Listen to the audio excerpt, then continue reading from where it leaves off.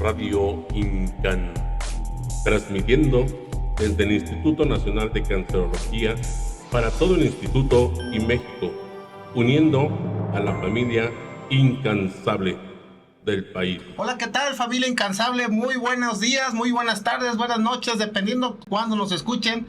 Ya saben que estamos a un clic de distancia. Y porque ustedes lo pidieron, este es uno de los temas que con más frecuencia nos estuvieron preguntando que cuándo aparecía.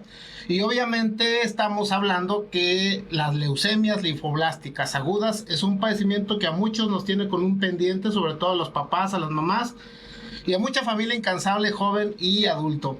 Y obviamente pues tenemos que buscar al mejor para ello. Y para ello tenemos a nuestro buen amigo el doctor Víctor Itati Urbalejo Ceniceros. Él es el médico especialista en leucemias linfoblásticas agudas del Instituto Nacional de Cancerología. Es quien coordina este tipo de clínicas y obviamente el expertísimo en estas áreas. ¿Cómo estás, Víctor? Muchísimas gracias. Gracias, amigo, por aceptar la invitación. Ya era uno de los temas esperados. Y pues primero, lo conocimos porque hicimos medicina interna en el mismo sitio. Yo mucho antes que él, pero viene del mismo lugar, el noroeste del país. ¿Dónde hiciste medicina interna, viejo? Bueno, primero que nada, muchas gracias por la invitación. Gracias. Es un gusto estar aquí contigo, Ramiro, compartiendo esta entrevista. Yo me formé en el Hospital General de Ciudad Obregón, Sonora. Sí. Recordarás al doctor Camacho. Fue mi mentor, médico hematólogo, que estaba ahí adscrito al hospital.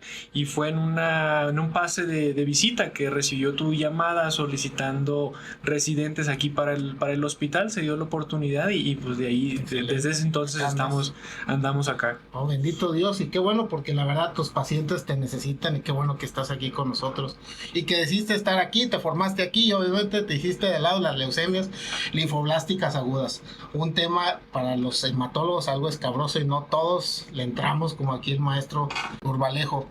Amigo, ¿cómo vamos a sospechar de la leucemia linfoblástica aguda? ¿Cuándo la tienen que sospechar? Si me puedes dividir niños y adultos, sí, si pudieras, o adolescentes, si quieres, para no entrar en el tema pediátrico. En general, los pacientes con leucemias agudas linfoblásticas son pacientes jóvenes, o sea, el grueso de la población, hasta un 60% son adolescentes y adultos jóvenes. Generalmente tenemos dos picos de frecuencia entre los menores de 10 años y el otro incidencia es de los 16 hasta los 40, más o menos es cuando mayor frecuencia tenemos de pacientes que se diagnostican con una leucemia aguda linfoblástica. En general, los estudios que se necesitan son bastante sencillos. O sea, con una biometría hemática nos podemos dar una idea si un paciente pudiera tener este tipo de padecimientos.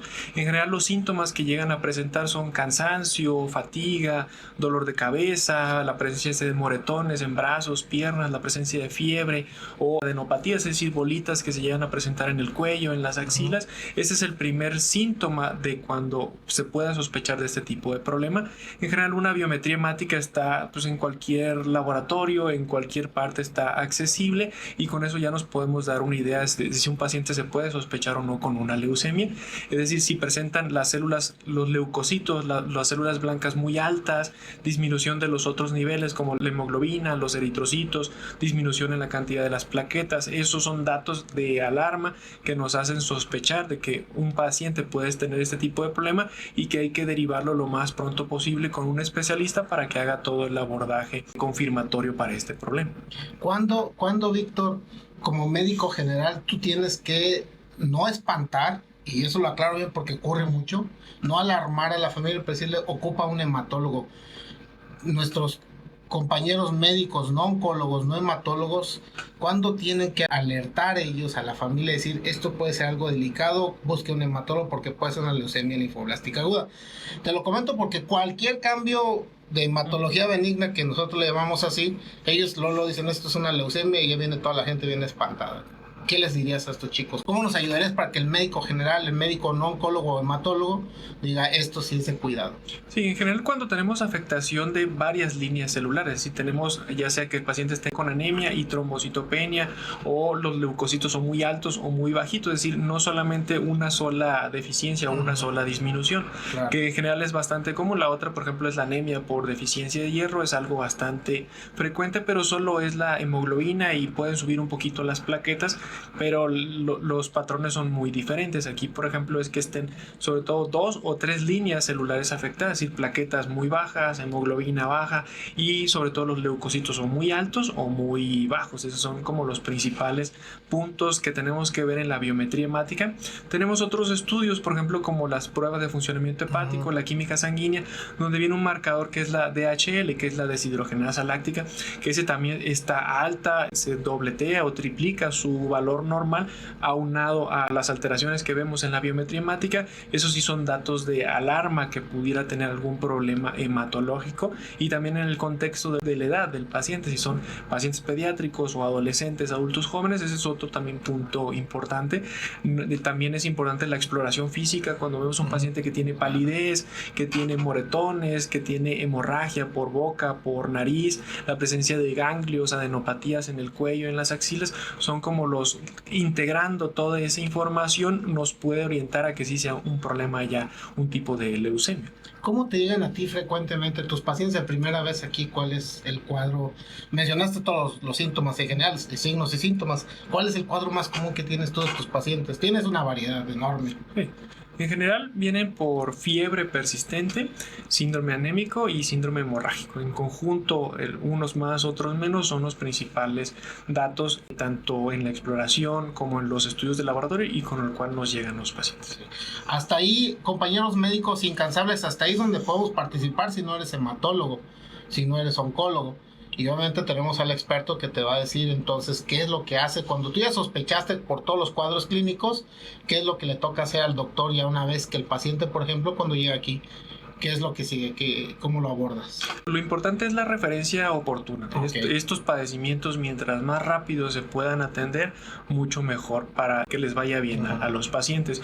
Una vez que nosotros recibimos al paciente, pues obviamente revisamos la historia clínica, los antecedentes, si tiene o no comorbilidades, revisamos al paciente, los estudios, y necesitamos los estudios confirmatorios, que en general es el aspirado de médula ósea, y hacemos estudios un poco más especializados como la citometría de flujo, los perfiles moleculares, FISH, cariotipo, con la finalidad de tener más información acerca de dónde se originó esa enfermedad, porque muchos de ellos vienen originados por mutaciones de genes, y ahorita tenemos opciones de tratamiento para aumentar la supervivencia y la respuesta cuando se detectan ese tipo de alteraciones genéticas. ¿Cómo se clasifican las leucemias linfoblásticas agudas? Ok, tenemos el término leucemias, es un término muy amplio, ¿no? Tenemos tanto leucemias agudas como leucemias crónicas. Las crónicas son las de crecimiento lento, que van despacito, que nos dan un poquito más de tiempo.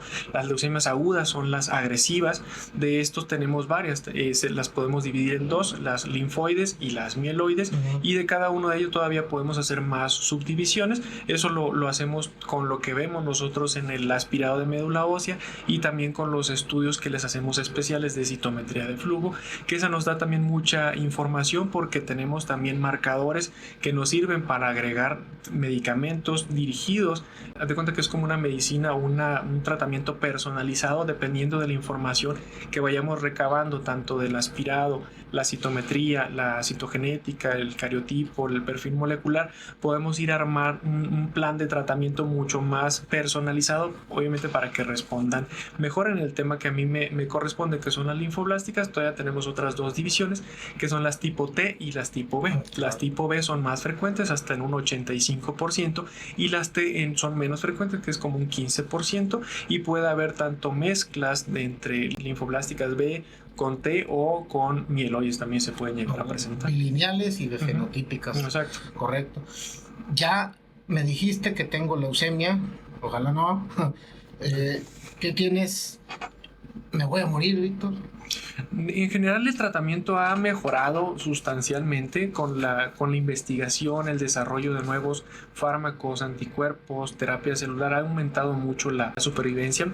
Todavía nos queda un camino largo por recorrer, sobre todo por el acceso a nuevos medicamentos que están, ahorita tenemos algunos, están en proceso del siguiente semestre de llegar otro medicamento, y terapia celular también está en ese proceso de desarrollo. Eso nos ayudaría bastante para mejorar la supervivencia supervivencia en general, la supervivencia que tenemos de los pacientes anda entre el 60 y el 70% de que están vivos a 3 a 5 años, y esto sobre todo con el desarrollo y la investigación y los nuevos medicamentos que se han tenido disponible.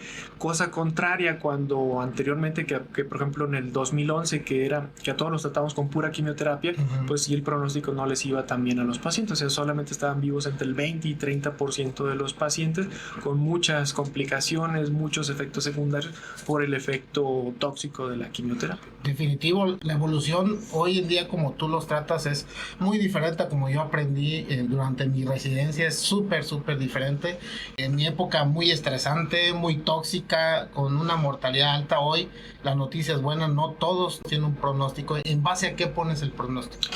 En la respuesta al tratamiento, ese es el punto más importante, es decir, una vez que los diagnosticamos, nosotros hacemos la evaluación para establecer un riesgo. Ese riesgo a nosotros nos sirve para planificar tratamientos, y consideramos que de un inicio podemos perfilarlo para que buscarle un tratamiento de refuerzo que se llama trasplante, o la otra cuestión es solo manejarlo con la pura quimio e inmunoterapia. Entonces, desde que evaluamos al paciente ya estamos clasificándolo si es de riesgo alto o si es de riesgo estándar, para ir planeando tratamientos.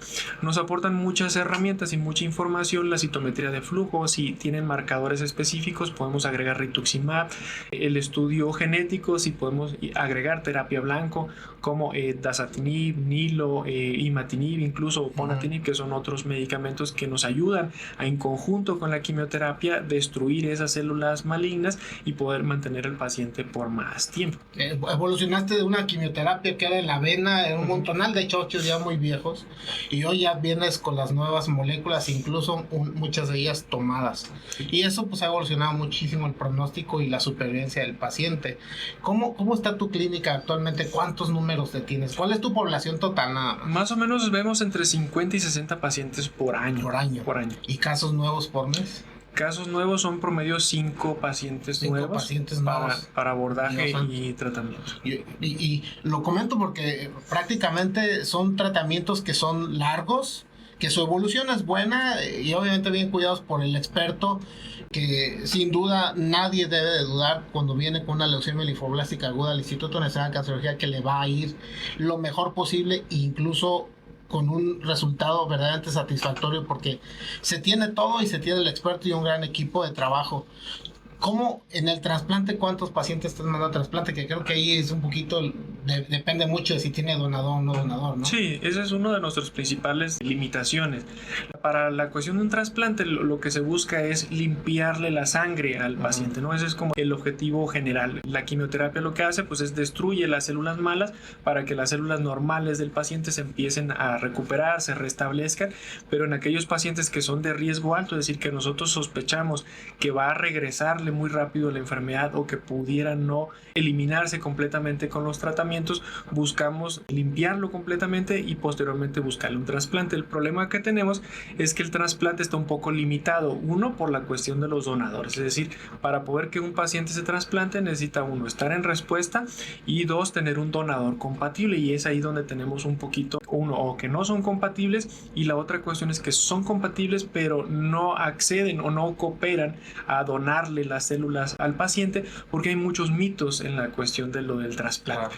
Los mitos de que les van a quitar un hueso, de que los van a operar, de que ya no van a poder trabajar, es decir, hay muchos mitos y miedos que existen en los familiares para poder que sí accedan a ayudar al paciente con las células para el trasplante, para poder que le vaya mejor a este paciente. Nos ha tocado ahora sí que de todas unas historias familiares de que se pelean, no los dejan, tienen problemas con la pareja, de que si les dicen que es posible donador, que ya no, si van a hacerse las pruebas, que ya no regresen incluso a la casa con su familia porque van a donar células madre. Es increíble, y yo creo que sí, qué bueno que tocaste ese punto, amigo, porque es increíble. Tienen más posibilidades de que dones un riñón, sí, a que dones médula, que es casi siempre, no quiero demeritar porque tiene su ciencia y es muy condensado esto, pero es como sacarme sangre para pasársela, pero estamos hablando de selección de células madre, que es de una transfusión a una transfusión, nada que ver.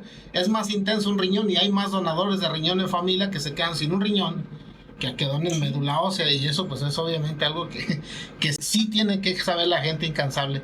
Amigo, te está escuchando y te van a escuchar muchos pacientes que no estás tratando tú. Yo sé que los tuyos están bastante bien informados, pero los que tienen leucemia aguda, que están en otro tratamiento, ¿qué recomendaciones les darías tú primero? ¿Qué recomendaciones le darías para que no se compliquen todo lo que hacen en casa? Sí, muchos son los cuidados y higiénico-dietéticos con la quimioterapia, de que todavía la seguimos utilizando. Ahorita ya se están haciendo combinaciones para, el objetivo es disminuir la cantidad de quimioterapia y combinarla con inmunoterapia, con anticuerpos. Hay 2 medicamentos que son bastante buenos y que están en proceso. Uno es blinatumomab, que son anticuerpos que nos ayudan a hacer una terapia más dirigida, y el otro se llama inotuzumab, que nos habían comentado que probablemente para el siguiente semestre ya se pueda tener disponible en México, que lo que nos ayuda es justamente reducir la toxicidad y los efectos secundarios de la quimioterapia, no disminuyendo el efecto o la terapéutica, adicionando estos anticuerpos que redirigen y que destruyen más selectivamente a las células leucémicas. Entonces, con la quimioterapia tenemos muchos efectos secundarios. La quimioterapia, recordemos que no es específica para las células leucémicas, sino que afecta todo el cuerpo, disminuye la cantidad de leucocitos, de hemoglobina, plaquetas, puede provocar infecciones, puede formar coágulos en alguna parte del cuerpo.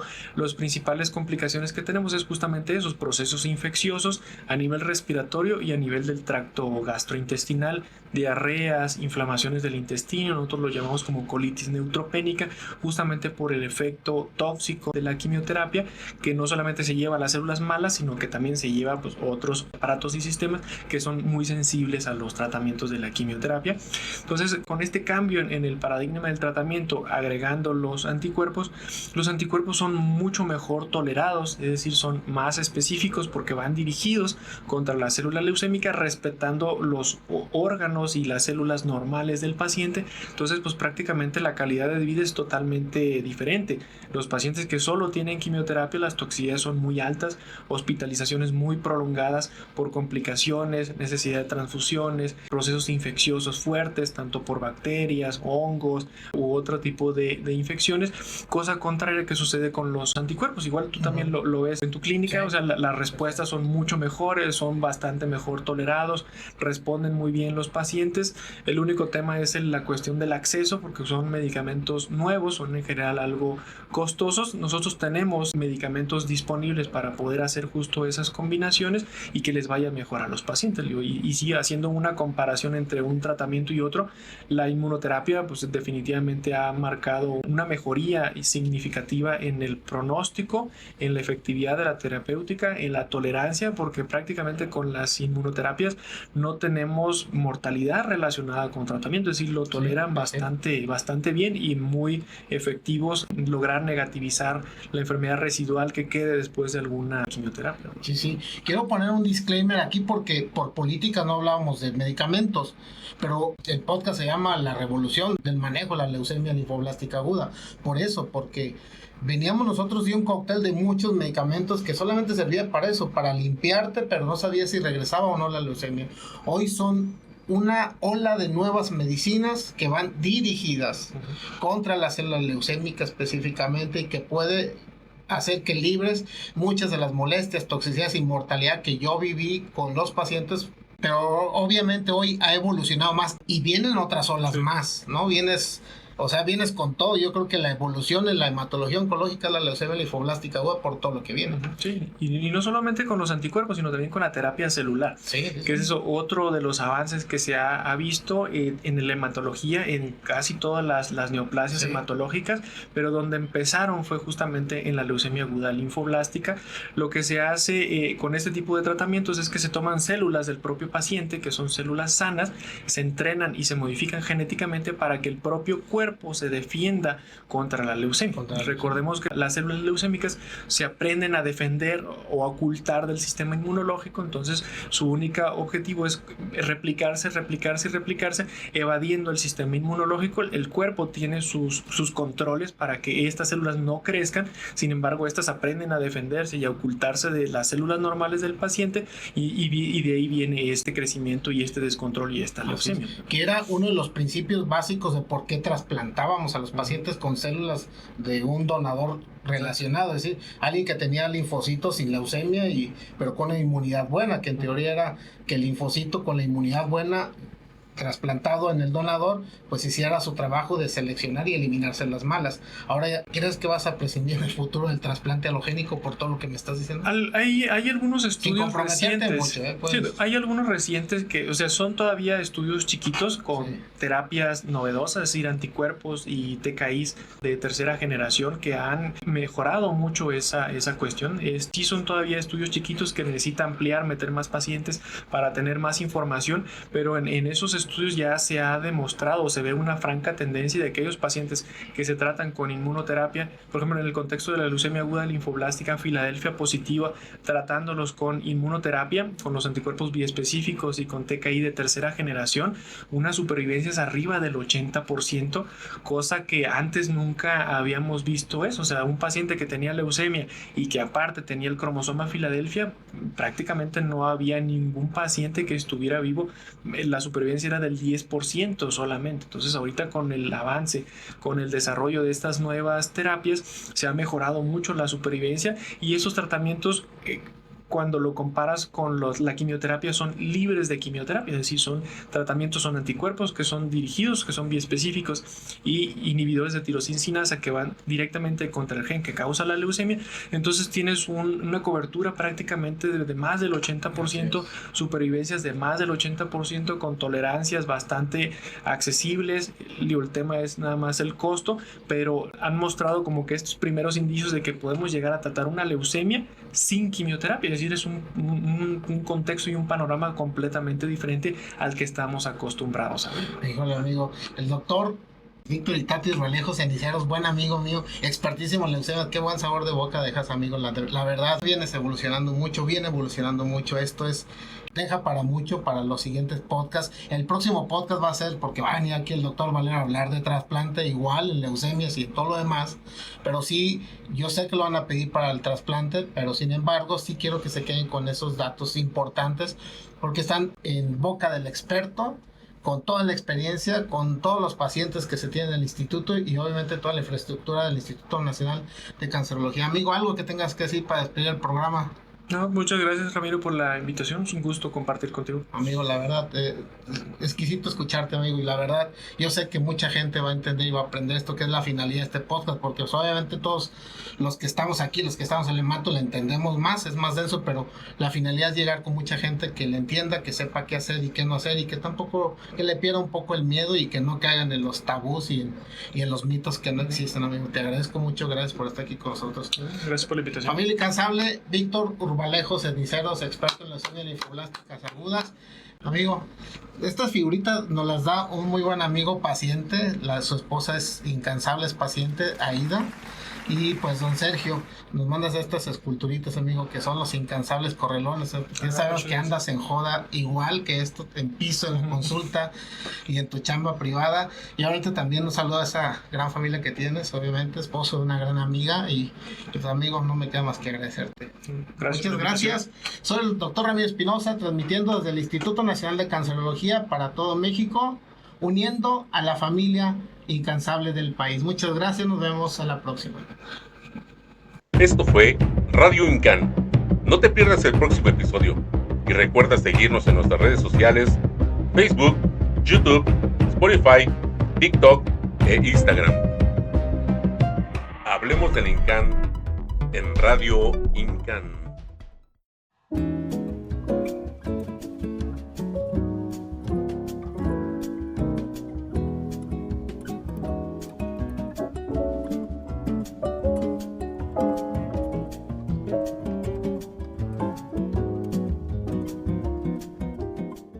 Instituto Nacional de Cancerología.